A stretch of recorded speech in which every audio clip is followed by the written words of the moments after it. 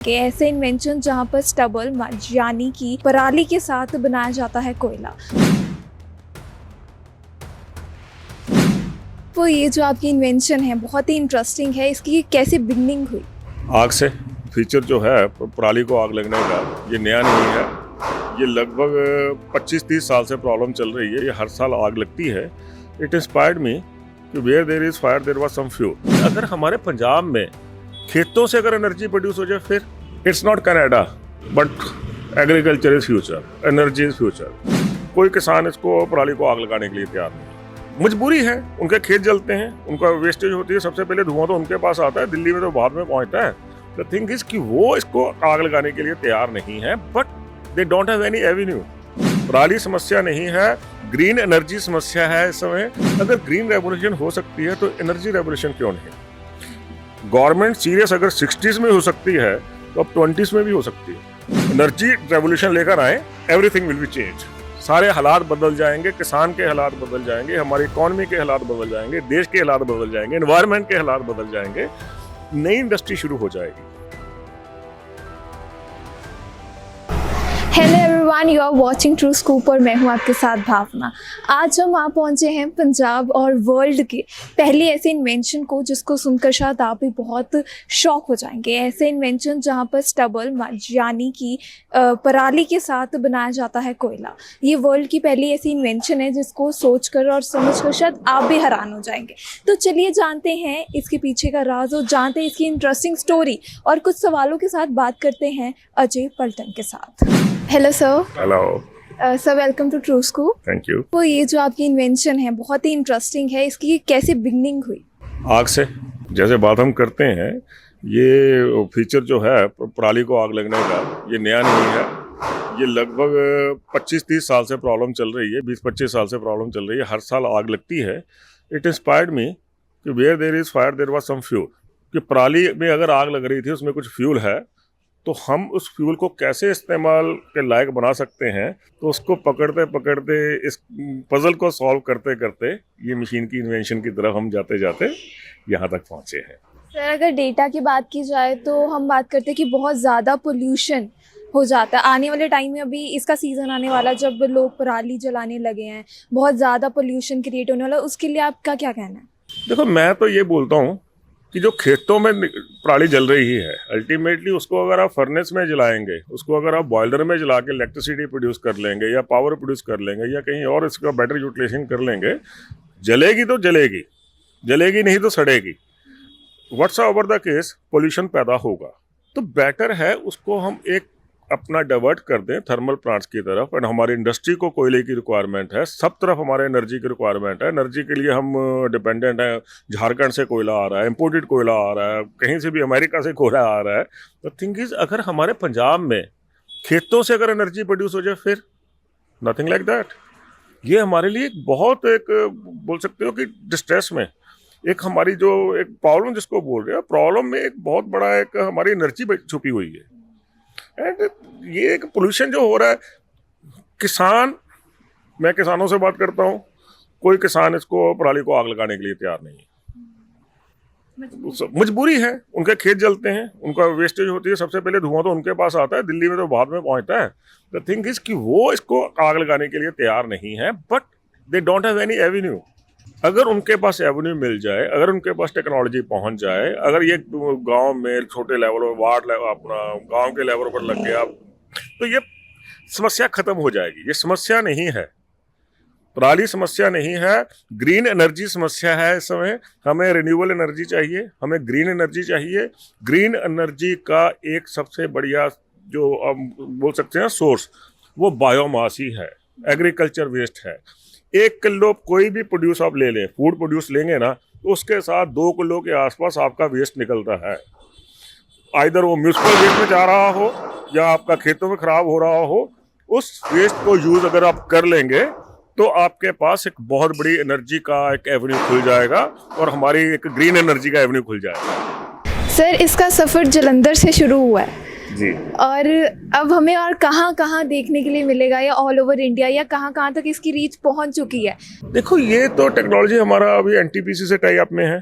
Ministry of new and renewable energy MNRE इसमें interest दे रही है, इस पर बहुत अच्छी बढ़िया 30% से ज़्यादा सब्सिडी दे रहे हैं। जैसे जैसे लोगों पास अवेयरनेस पहुंच रही है, और आपको एक बात बताऊँ, इतनी बड़ी मार्केट है कि steel industry, thermal power plant जो है कोल बेस्ड, या आपका सीमेंट इंडस्ट्री, सबके ऊपर गवर्नमेंट का प्रेशर है कि दे हैव टू, उनको 20% कम से कम कोयले को रिप्लेस करके रिन्यूएबल एनर्जी में लेके आना है।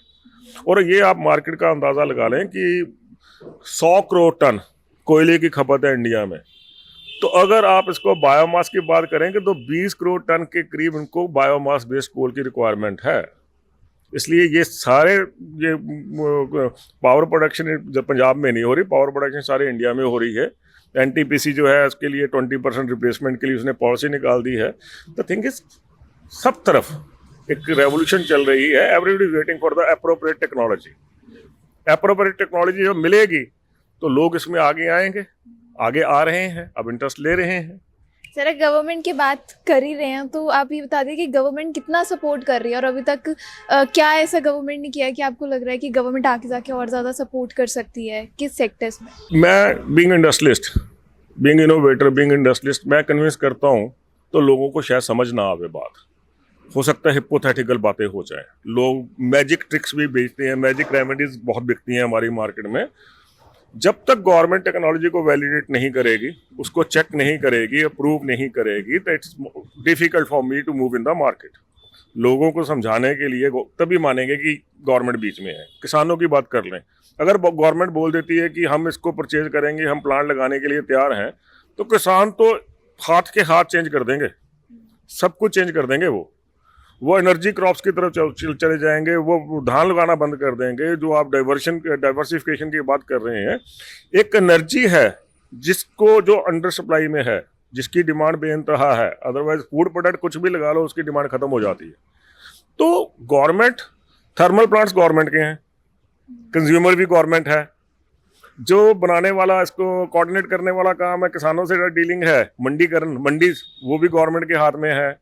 टेक्नोलॉजी मेरे पास है, अगर कोऑर्डिनेट गवर्नमेंट कर देती है, कंज्यूमर भी वो है, प्रोड्यूसर के साथ भी इनका टच है, अगर दोनों को जोड़ देती है तो you can see A bigger revolution. हम उम्मीद करते हैं कि गवर्नमेंट अगर सीरियसली कोऑर्डिनेट करके मूव करे तो कोई कारण नहीं है कि हमारा काम नहीं होगा। और इसके लिए ना मैं बार बार एग्जांपल देता हूँ ग्रीन रेवोल्यूशन का। 60s में जो ग्रीन रेवोल्यूशन इंट्रोड्यूस किया गया ना, उस समय उन्होंने क्या किया, पंजाब में ग्रीन रेवोल्यूशन देना था, बीज मुफ्त, खाद मुफ्त, ट्रैक्टर के लिए लोन मुफ्त, पंप के लिए लोन मुफ्त, मटेरियल उठाने की गारंटी पूरी, MSP जिसको बोलते हैं, जब जो इस समय बर्डन बन गए। It was a bigger attraction in 1960s। किसान को एक मोटिवेशन मिला, उन्होंने सब काम बंद कर दिए, सब क्रॉप्स बंद कर दिए और धान और गेहूं की तरफ आ गए। अगर ग्रीन रेवोल्यूशन हो सकती है तो एनर्जी रेवोल्यूशन क्यों नहीं? गवर्नमेंट सीरियस अगर 60s में हो सकती है तो अब 20s में भी हो सकती है। अगर the spirit should be the same, उसी स्पिरिट से काम करना पड़ेगा जिस स्पिरिट से आप ग्रीन रेवोल्यूशन लेकर आए थे। उस समय हम फूड डेफिसिट थे, इस समय हम एनर्जी डेफिसिट हैं। एनर्जी के लिए हम वर्ल्ड ओवर डिपेंडेंस हैं, कहीं से कोयला मंगवा रहे हैं, कहीं से तेल मंगवा रहे हैं। आप एनर्जी रेवोल्यूशन लेकर आए, एवरीथिंग विल बी चेंज। सारे हालात बदल जाएंगे, किसान के हालात बदल जाएंगे, हमारी इकॉनमी के हालात बदल जाएंगे, देश के हालात बदल जाएंगे, एनवायरनमेंट के हालात बदल जाएंगे, नई इंडस्ट्री शुरू हो जाएगी, नया बिजनेस शुरू हो जाएगा।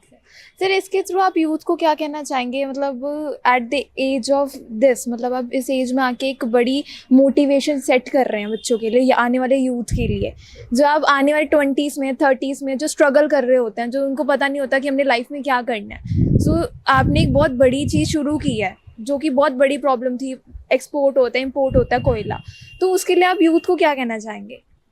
It's not Canada but agriculture is future, energy is future. Future Canada में नहीं है, फ्यूचर अमेरिका में नहीं है, फ्यूचर कहीं बाहर नहीं है, फ्यूचर एनर्जी में है। आप इस एनर्जी को, सस्टेनेबल एनर्जी को, सस्टेनेबल मीन्स नेक्स्ट जनरेशन तक जाने वाला, ये मैंने अपना काम इनोवेशन का कंप्लीट कर रहा हूँ, इम्प्लीमेंटेशन का काम यूथ का है। यूथ इसमें आगे आएगा, यूथ इस प्रोडक्ट को इम्प्लीमेंट करेगा बड़े लेवल पर, तभी काम होगा। यही आपका फ्यूचर है। आप ये मान लें कि कोयले की रिक्वायरमेंट, एनर्जी की रिक्वायरमेंट जो हम बोलते हैं हजारों सालों से चले आ रही है, और जब तक यहाँ पर रहेगा, आदमी रहेगा, मानव जाति रहेगी, तो एनर्जी की रिक्वायरमेंट खत्म होने वाली नहीं है।